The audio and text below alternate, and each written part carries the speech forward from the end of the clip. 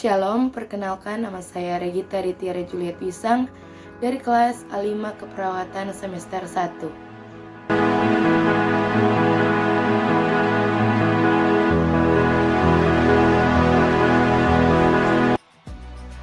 Korupsi berasal dari bahasa Latin yaitu corruptio yang bermakna buruk atau rusak, merugikan dengan dampak yang luar biasa.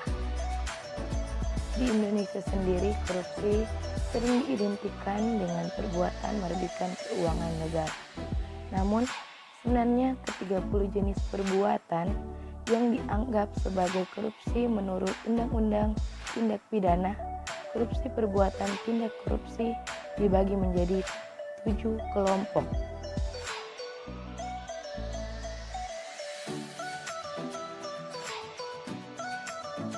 Suap menyuap, pemerasan, penggelapan, kerugian keuangan negara, perbuatan curang, benturan kepentingan dalam pengadaan, dan gratifikasi.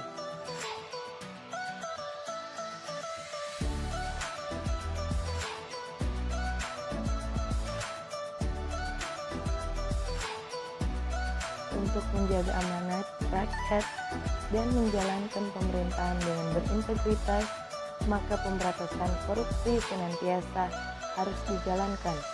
KPK merupakan salah satu lembaga negara yang bertanggung jawab melakukan pemberantasan korupsi selain Kepolisian Republik Indonesia dan Kejaksaan Republik Indonesia.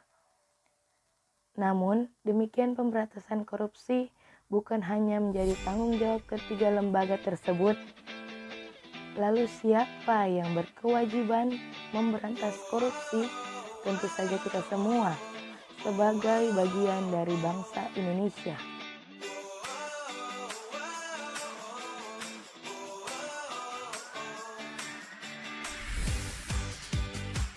Untuk mendapat memberantas korupsi diperlukan 3 strategi khusus.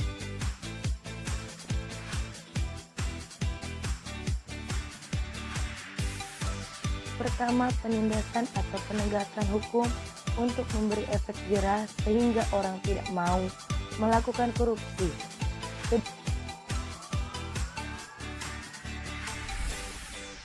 Kedua, perbaikan sistem untuk menutup celah-celah pada sistem dan peraturan maupun memperkuat pengawasan sehingga orang tidak dapat dan tidak bisa melakukan korupsi. Ketiga, program pendidikan anti korupsi untuk menanamkan nilai-nilai integritas dan menumbuhkan kesadaran untuk tidak melakukan serta melawan korupsi dalam dunia pendidikan tinggi. Kasus-kasus korupsi yang ada di Indonesia.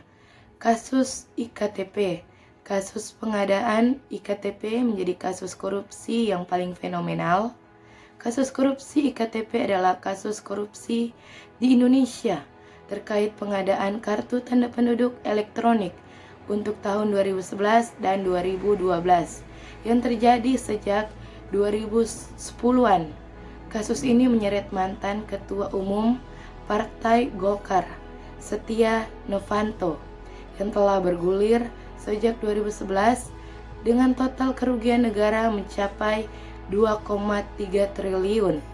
Ada sekitar 280 saksi yang telah diperiksa KPK atas kasus ini dan hingga kini ada 8 orang yang telah ditetapkan sebagai tersangka. Kasus SKL BLBI, kasus surat keterangan bantuan likuiditas Bank Indonesia. Ini terjadi pada 2004 silam saat Safarudin mengeluarkan surat pemenuhan kewajiban atau yang disebut SKL terhadap Syamsuddin Nur Salim selaku pemegang saham pengendali Bank Dagang Nasional Indonesia atau BDNI yang memiliki kewajiban kepada Badan Penyihatan Perbankan Nasional atau BPPN. SKL itu dikeluarkan mengacu pada Impres nomor 8 tahun 2002 yang dikeluarkan pada 30 Desember 2002 berdasarkan auditan yang dilakukan Badan Pemeriksa Keuangan Republik Indonesia atau BPK. Nilai kerugian keuangan negara mencapai 4,58 triliun. Dan ada kasus korupsi PT Asabri. Negara menanggung kerugian sebesar 23,7 triliun akibat kasus korupsi PT Asuransi Angkatan Bersenjata Indonesia atau Asabri atau Persero.